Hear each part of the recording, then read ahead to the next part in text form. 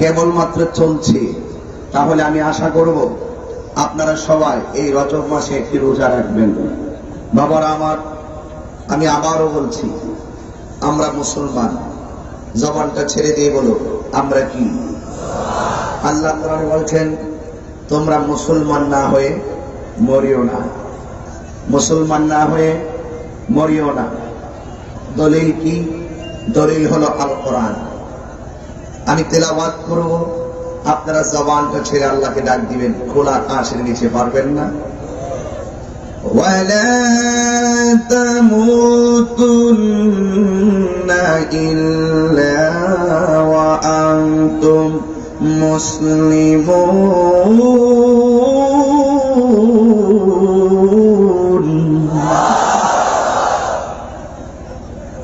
আল্লাহ রাব্বুল আলামিন বলেন, তোমরা মুসলমান না হয়ে মরিও না। এখন প্রশ্ন আসে, মুসলমান কাকে বলে? আমি বলার প্রয়োজন নেই, আমার নবীর হাদিসটা একটু আপনাদের সামনে তেলাওয়াত করি। আমার রাসূল বলেন, মান সালিমাল মুসলিমুনা মিন লিসানিহি ওয়া ইয়াদিহি। যার হাত দিয়ে কেউ কষ্ট পায় না, যার জবানের কথার দ্বারা কেউ কষ্ট পায় না, সেই হলো মুসলমান। তাহলে আমরা শুধুমাত্র নামে মুসলমান হলে চলবে না, আমাদেরকে কাজে মুসলমানের প্রমাণ দিতে হবে। ঠিক কিনা বলেন? এক মুসলমান আর এক মুসলমানের ভাই। গায়ের মধ্যে আঘাত করলে যেমন অল বডিটা ব্যথা অনুভূত হয়, মুসলমান যখন কোথাও আঘাতপ্রাপ্ত হবে তখন আরেকজন মুসলমানের গায়ে ব্যথা লাগতে হবে।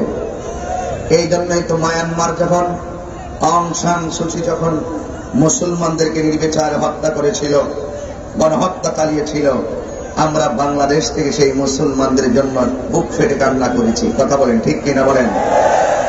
আবার যখন ভারতে বাবরি মসজিদকে ভেঙে রাম মন্দির স্থাপন করে সিদ্ধান্ত গ্রহণ করা হয়েছিল, তখন আমরা অত্যন্ত এখান থেকে তীব্র প্রতিবাদ করেছি। কেন করেছি? একটা মাত্র কারণে করেছি, আমরা মরতে হবে, কবরে যেতে হবে, আমাদেরকে জবাব দিতে হবে। আমরা এমন একটি জাতি, গর্ব করে বলতে পারি আমরা মুসলমান। জোরে করে সুবহানাল্লাহ। আমার যুবক ভাইরা, আল্লাহ রাব্বুল আলামিন কুরআনুল কারীমের মধ্যে চমৎকার ভাষায় বলে দিয়েছেন, ইয়া আইয়ুহাল্লাযীনা আমানু দুখুলু ফিস-সিলমি কাফা।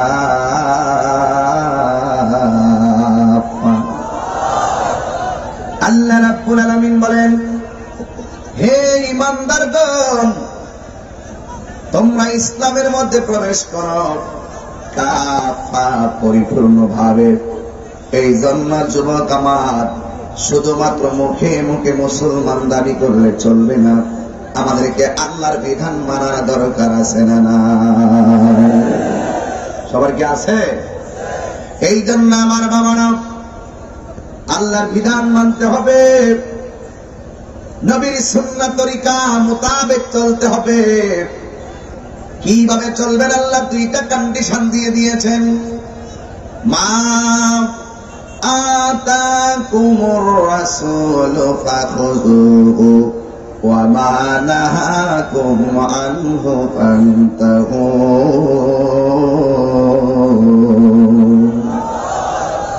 আল্লাহ রাব্বুল আলামিন বলেন, তোমাদের জন্য দুইটা কন্ডিশন।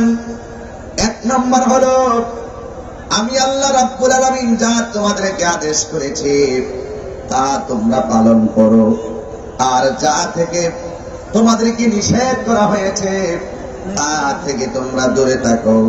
এই জন্য যুবক ভাইরা, জবানটা খুলে বলো, ইজ্জতের মালিক কে? আর জবান খুলে করেন আল্লাহু আকবার। একমাত্র ইসলাম ধর্ম হল আল্লাহর কাছে মনোনীত ধর্ম। আল্লাহ রাব্বুল আলামিন তিনি সুন্দর ভাষায় বলে দিয়েছেন, ইন্নাদ দীনা ইনদাল্লাহিল ইসলাম।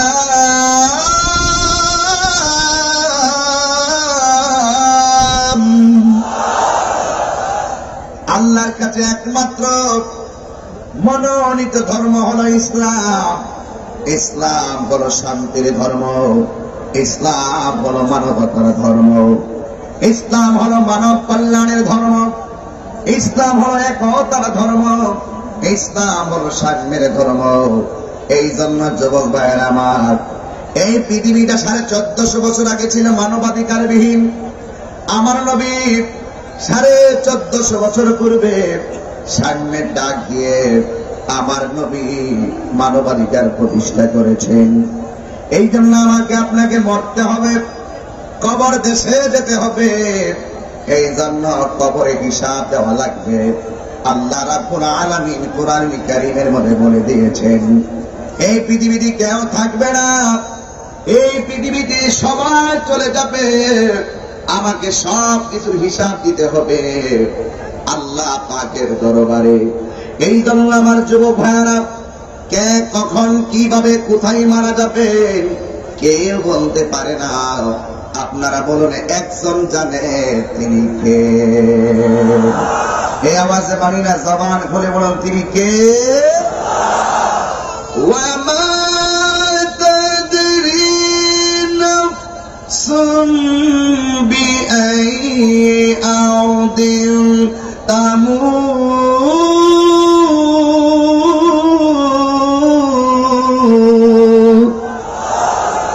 তুমি তো জানো না কোন জায়গায় তুমি মারা যাবে, তুমি তো জানো না কোন জায়গায় তুমি মারা যাবে।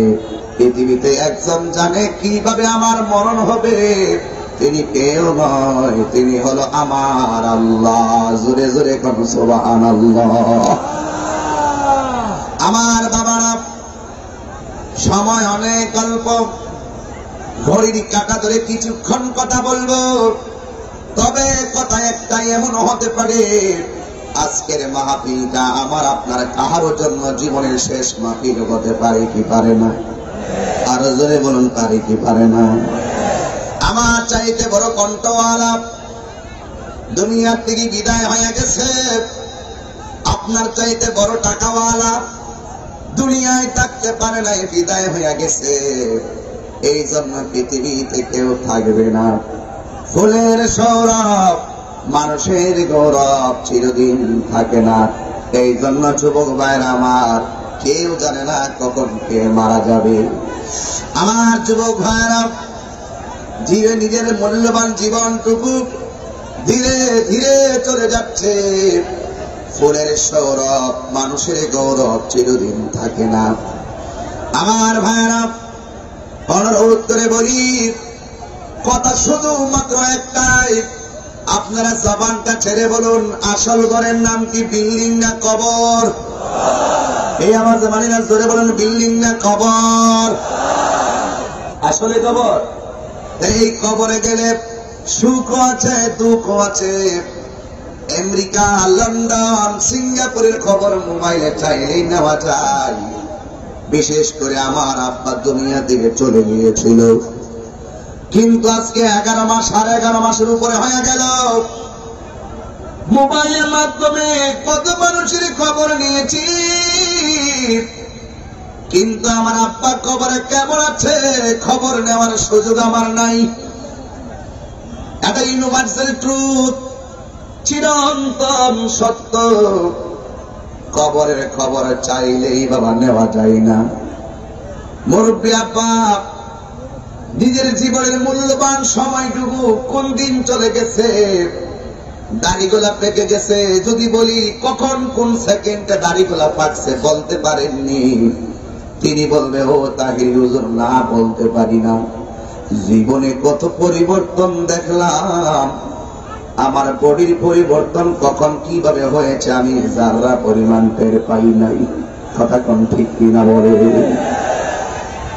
আমার বাবা, অনুরোধ করে বলি, আমার কণ্ঠ একদিন থাকবে না।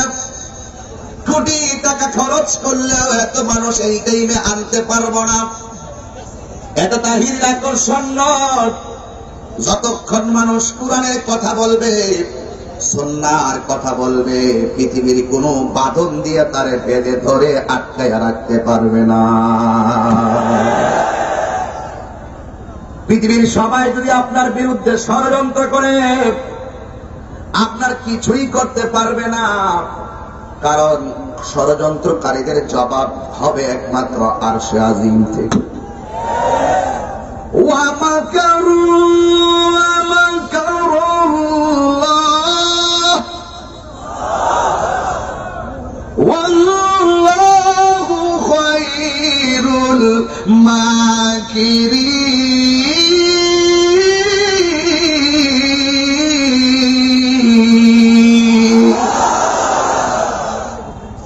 হিংসা করে লাভ নাই। কোরআনে জাদু আছে না নাই? কোরআনে মমতা আছে না নাই? কোরআনে রহমত আছে না নাই? বড় বড় কাফেররা সামনে যখন কোরআন তেলাওয়াত করা হতো, এরা কোরআন তেলাওয়াত শুনে শুনে গোপনে নবীর হাতে কালিমা পড়ে মুসলমান হয়ে যেত। ঠিক না বলে? এই জন্য দিনের কাজ করতে হবে। দুইটা পদ্ধতির মাধ্যমে মানুষদেরকে দিনের দিকে আনতে হবে। বাইরাইয়া মাইরা লাঠিচার্জ করে জোর করে মানুষকে দিনের পথে আনা যাবে না।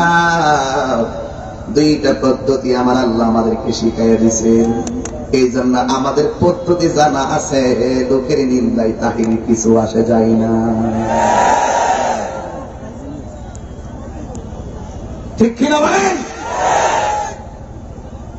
এই জন্য যুবক ভাইয়েরা আমার, আল্লাহ যে পদ্ধতিগুলো দিয়েছেন, কোন পদ্ধতিতে মানুষের সামনে দিনের মেসেজ দিতে হবে তা আমাদের জানা আছে। ঠিক কিনা বলেন?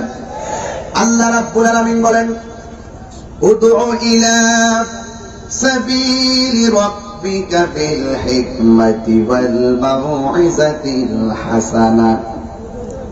মানুষদেরকে দুইটা পদ্ধতির মাধ্যমে দিনের পথে ডাকতে হবে। একটা হলো হিকমত, আরেকটা হলো সুন্দর কথা। সুন্দর কথার দ্বারা, সুন্দর ব্যবহারের দ্বারা বিশ্ব জয় করা যায়। কথা বলেন ঠিক কিনা?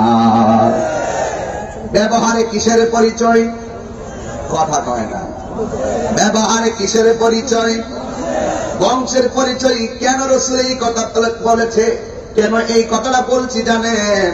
আমার নবী বলছেন, মান সালিমাল মুসলিমুনা মিন লিসানিহি। এখানে লিসান মানে জিহ্বা নয়, লিসান মানে হলো সুন্দর ব্যবহার। ঠিক কিনা বলেন? এই জন্য সুন্দর ব্যবহার লাগবে। আপনার হাতের দ্বারা কাউকে আঘাত করতে পারবেন না। হাতের কলম শক্তি দিয়ে কোন ধরনের বিরূপ বিদ্রুপ করতে পারবেন না। একটা কথা মনে রাখবেন, একদিন আপনার জবান বন্ধ হয়ে যাবে। হাতের সাক্ষী হাত দিবে, পায়ের সাক্ষী পা দিবে, জবানের সাক্ষী জবান দিবে, চোখের সাক্ষী জবান চোখ দিবে, কানের সাক্ষী কান দিবে। আপনারা বলেন জবানটার ভিতরে লাগাম লাগাইয়া দিবেন কে?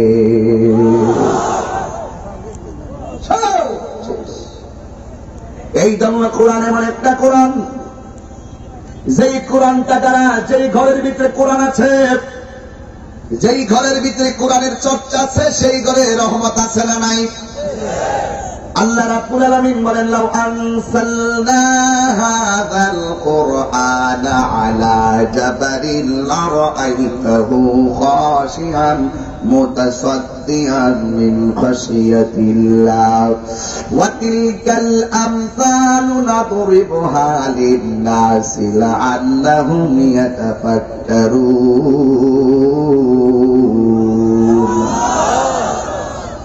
এই কোরআনটা বড় পাওয়ারফুল কোরআন।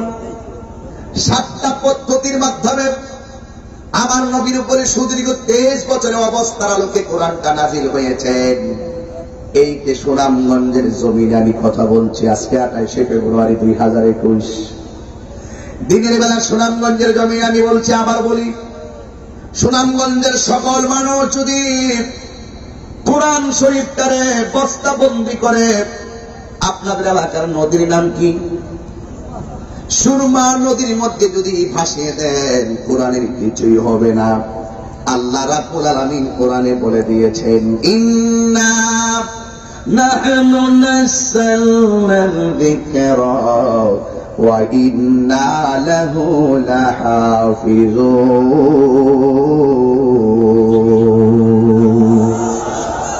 আচ্ছা শুনে একটা কথা বলি, কোরআন শরীফ পড়লে কি আপনাদের খারাপ লাগে? তারপরে আল্লাহু আকবার কি বলেন নাকি আমি আওয়াজ শুনি না, কোনটাই বুঝি না। তবে একটু তেলাওয়াত করলে যখন আল্লাহ বলবেন তখন কলবের মধ্যে দেখবেন মওলা পাকের নামের জজবা উঠে যাবে। কথা বলেন ঠিক কিনা বলেন? একটা সরব মানেন না আল্লাহকে ডাক দিয়ে। আমি আবারও বলছি, ইন্না নাহনু নাযালনা যিকরা ওয়া ইন্না লাহু লাহাফিজুন।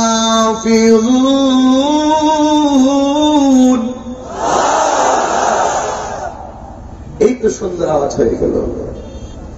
কোরআনকে আপনি যতই কিছু বলেন না কেন, কোরআন যেখানে সেখানেই থাকবে।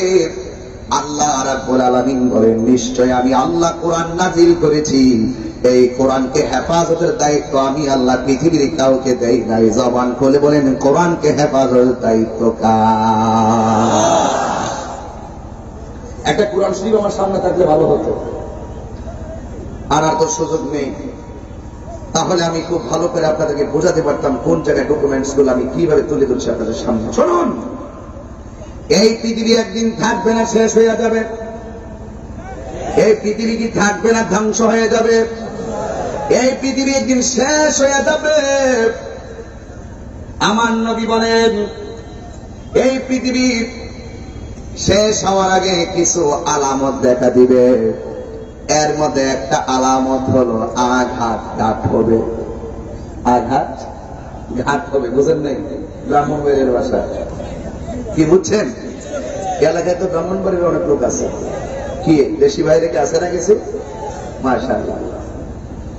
হ্যাঁ, মানে হলো যেই দিক দিয়ে মানুষ জীবনে রাস্তার কল্পনাও করে নাই, সেই দিক দিয়ে রাস্তা হবে। এবং যারা একেবারে বাদশা ছিল তারা চোখের পলকে ফকির হয়ে যাবে, এমন ইতিহাস বাংলার জমিনে আছে না নাই? যারা রাস্তার মানুষ ছিল, রাখাল ছিল, তারা 10 তলা বিল্ডিং এর মালিক হবে। কথা কন না কেন? জিনা বেবিচার বেড়ে যাবে, মান্যতা উঠে যাবে। সন্তান মাকে মানবে না, ছোট বড়কে মান্যতা করবে না। এইগুলা কিন্তু অহরহ চলতেছে।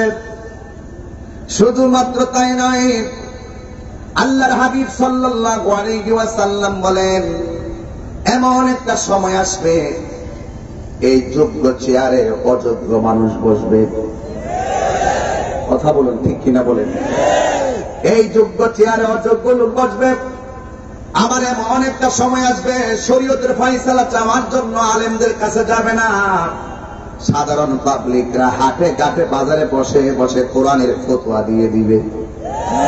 ঠিক কিনা বলেন? এইগুলা কিন্তু এখন অহরহ হয়ে যাচ্ছে। এবার আমার নবী বলেন, এইগুলা হলো ছোট ছোট আলামত। আমার বড় বড় আলামত হলো এমন কিছু মহামারী দেখা দিবে, ভূমিধস হবে, এমন কিছু মহামারী দেখা দিবে যা কোনোদিন মানুষে কল্পনাও করে নাই। কথা বলেন ঠিক কিনা? মুরব্বী আব্বা, আপনার বয়স কত? কত বয়স? 100-100-100-র উপরে। আজকে সভাপতি, আমি গর্ব করে বলতে পারি আমার আজকে সভাপতির বয়স 100 বছরের উপরে। আল্লাহ একটা আরো হায়াত দারাজ করুক না, আমিন। আর জবান খুলে না, আমিন। আল্লাহ হায়াত দারাজ করুক। আপনার বয়স 100-র উপরে, আপনি বলতে পারবেন ভালো, আপনার কাছ থেকে তারাও শুনতে পারবে। এই যে একটা করোনার মহামারী, এমন মহামারী আপনার 100 বছরের জীবনে দেখছেন? এমন করোনা মহামারী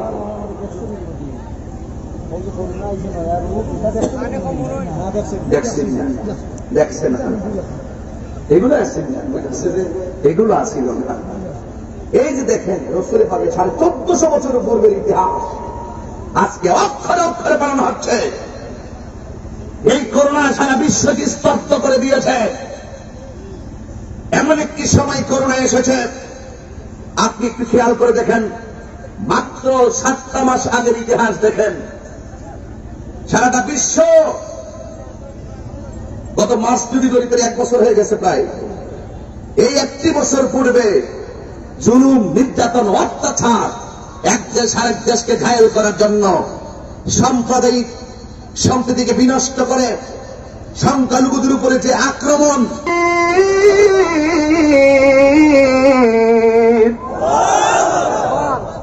আল্লাহর ধরা অনেক শক্ত, যারা পড়ছে ধরায় তারা ছাড়া কেউ বুঝবে না।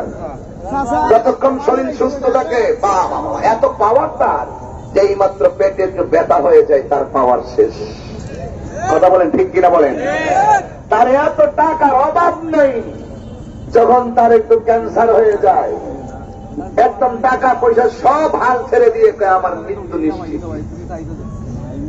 ঠিক কিনা বলেন? এই হলো আমাদের সমাধি, এভাবেই হচ্ছে। কিন্তু আমার নবী বলেন এমন কিছু মহামারী দেখে দিবে, এমন বৃহদাকার দানব, যার পায়ের নিচে, হাতির পায়ের নিচে যেমন করে পিপিলিকা পড়লে হাতি টের পাই না, ইয়াজুজ মাজুজের পায়ের তলে এমন ভাবে মানুষদেরকে ফেলে ফেলে হত্যা করবে। আমার নবী বলেন ইয়াজুজ মাজুজ যখন বের হবে তখন মনে করবে সেই কিয়ামতের বড় আলামত শুরু হয়ে গেছে। ইয়াজুজ মাজুজ ধ্বংস হবে, এরপর দাজ্জাল বের হবে, দাজ্জাল বের হবে, দাজ্জাল বের হবে। আমি যদি কিছু উচিত কথা বলি অনেক লোক আমাকে একটু মন্দ বলবেন, এরপর আমি 3 মিনিট বলতেই হবে। দাজ্জাল বের হবে বড় আলামত, কিন্তু দাজ্জাল নামের বহুত সেমি দাজ্জাল বিশ্বে বেরিয়ে গেছে। এই দাজ্জাল নামক কাচ্চাগুলো বিশ্বে ছড়িয়ে পড়েছে, কখনো কখনো মুসলমানদেরকে নির্যাতন করছে, কখনো কখনো বিশ্বের মানুষকে গণহত্যা চালাচ্ছে, কখনো কখনো এই দাজ্জালগুলো নবী বিদ্বেষী কথা বলছে, কখনো কখনো সেই দাজ্জালগুলো ওলি আল্লাহ বিদ্বেষী কথা বলছে, কখনো কখনো এই দাজ্জালগুলো আল্লাহর সঙ্গে নাফরমানি করছে। সিলেটের মানুষ এখনো সিলেটের পণ্যভূমিতে শাহজালালের উত্তর সুবিধা এখনো চিন্তা আছে এই নাস্তিক বৌদ্ধদের, তাই বাংলা জমিনে হবে না, হবে না, হবে না।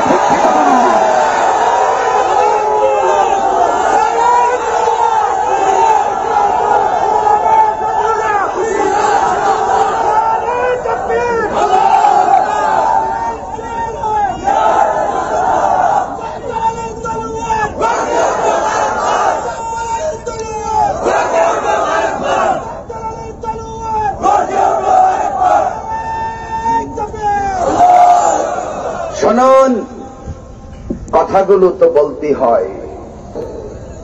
তিনি ঈদে মিলাদুন নবীতে পতাকাকে উত্তোলন করার জন্য একটি গ্যাজেট প্রকাশ করেছেন। আমাদের স্বপ্ন পূরণ হচ্ছে, ঠিক কিনা বলেন? আমি আরেকটি দাবি সুনামগঞ্জের মাটি থেকে করে যাব, এই সিলেটের জমিন থেকে করে যাব।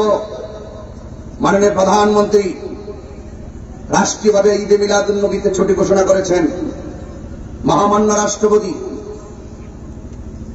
ভাষা দিবস আর বিজয় দিবস আর স্বাধীনতা দিবসে যখন পতাকা উত্তোলন হবে, ঈদে মিলাদুন নবী সাল্লাল্লাহু আলাইহি ওয়াসাল্লামেও পতাকা উত্তোলিত হবে, সেই গ্যাজেটকে আমরা ধন্যবাদ জানাই। কিন্তু আরেকটি কথা হলো, এদেশে মাদকের বিরুদ্ধে আইন আছে, স্যালুট জানাই। শিশু নারী নির্যাতনের বিরুদ্ধে আইন আছে, স্যালুট জানাই। এই দেশে অনেক ধরনের আইন আমরা দেখতে পারি, কিন্তু আপনার কাছে একটি কথা বলতে চাই, এই দেশে যারা কোরআনের বিরুদ্ধে কথা বলবে, এই দেশে যারা রাসূল পাকের বিরুদ্ধে কটূক্তি করে কথা বলবে, ওই সমস্ত বিষয়ে মাননীয় প্রধানমন্ত্রী এখনই সময় যারা নবীর বিরুদ্ধে কথা বলবে, যারা ওলি আল্লাহর বিরুদ্ধে কথা বলবে, যারা কোরআনের বিরুদ্ধে কথা বলবে, আর একটি আইন পাস করে এই বাংলাদেশের ইতিহাসে আপনার নামটাকে সন্ন্যাসকে লিপিবদ্ধ করুন। কোটি কোটি সুন্নি জনতা আপনাকে স্যালুট জানাবে, আপনার পাশে থাকবে। আপনি আর একটি আইন পাস করুন, এই দেশে যারা আল্লাহর বিরুদ্ধে কথা বলবে, নবীর বিরুদ্ধে কথা বলবে তাদেরকে সর্বোচ্চ আইন মৃত্যুদণ্ড আইনকে কার্যকর করতে হবে।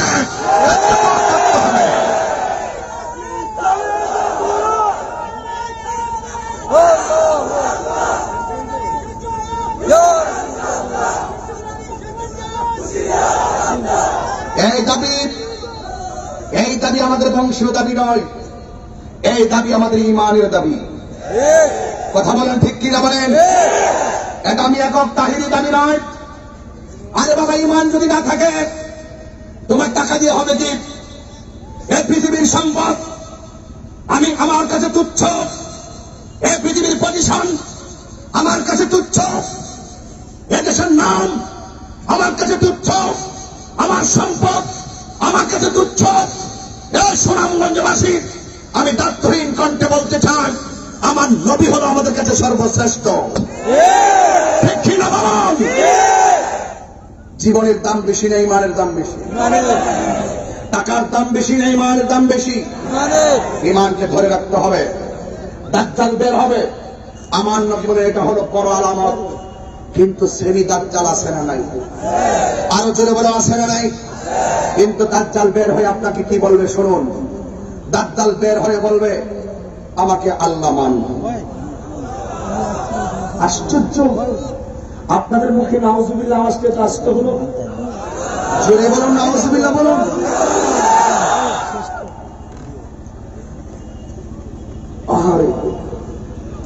দাজ্জাল এক হাতে জান্নাত দেখাবে, আরেক হাতে জাহান্নামের আগুন দেখাবে। আপনারা বলুন এই জান্নাত কি আসল না নকল? জোরে বলুন। নকল, নকল। দাজ্জালের জান্নাত নকল। রাসূল বলেন দাজ্জাল বের হবে, বের হয় বলবে আমাকে আল্লাহ মান। কাফেররা, বেঈমানরা, নাফরমানরা দাজ্জালের থাবা দেখে তাকে আল্লাহ মেনে ফেলবে। নাউজুবিল্লাহ। আচ্ছা বলেন তো আল্লাহ কয়জন? সাজদা পাওয়ার মালিক কে? সবকিছুর মালিক কে?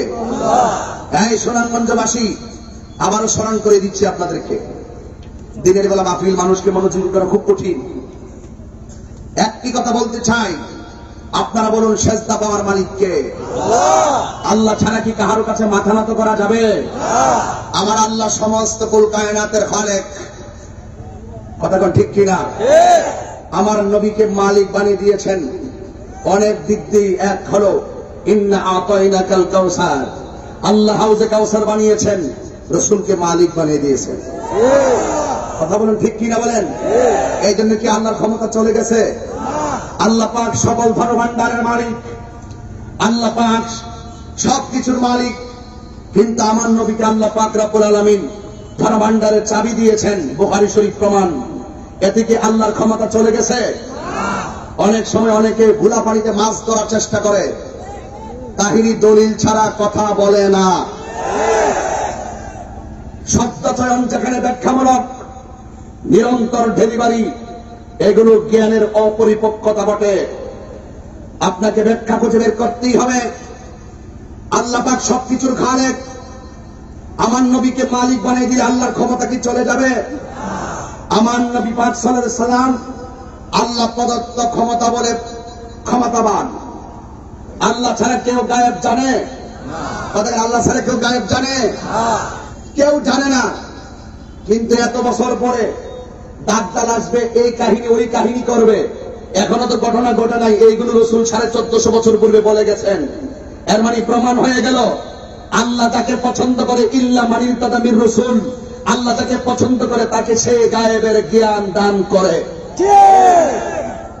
রাসূল নিজে নিজে জানে, এই কথা আমাদের সুন্নিদের আকীদা নয়। আমাদের সুন্নিদের আকীদা হলো একমাত্র গায়েবের খবর, একমাত্র আলিমুল গায়েব, একমাত্র আল্লাহ। তিনি যাকে পছন্দ করেন সেই অদৃশ্যের জ্ঞান সমূহ থেকে, সেই অদৃশ্য জ্ঞান যাকে পছন্দ করেন তাকে জানিয়ে থাকেন। এই জন্য আমার রাসূল হল আল্লাহ পাকের হাবিব। এই জন্য সবচেয়ে বেশি সেই গায়েবের অদৃশ্যের খবর আমার রাসূলকে আল্লাহ পাক জানিয়ে দিয়েছেন।